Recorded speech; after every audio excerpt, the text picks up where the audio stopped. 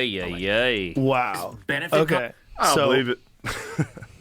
Maybe he's telling the truth. Maybe he's exaggerating. But at the very least, This is what the 30%, NFL does. The NFL does with the 30%, cancer research stuff. 70% goes to administration. 30% goes to the actual cause. These nonprofits, That's crazy. Yeah. That's Yeah. they're for Oh, their that's own crazy. profit. And well, the it's just a insurance bailed on loophole. them, too. It's a loophole. But they they- found a but- loophole to make a great living by being virtuous. And then they see a fire and they're like, sick, we're all getting raises.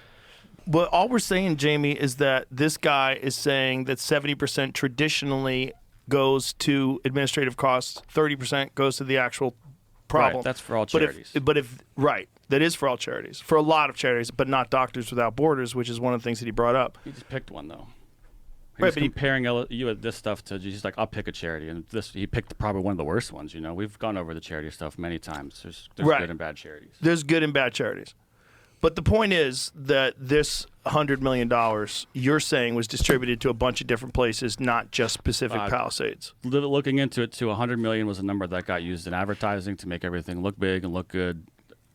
Probably, I was trying to say too. Assuming that it is 100 million, there's a bunch of companies and a bunch of like artists that said, oh, "I'm going to pledge $1 million. I'm going to pledge $1 million." They never and you have to go collect it all. You don't know if they all sent it in. Oh, you know how many times I pledged stuff? I pledged $1 million to Notre Dame's NIL.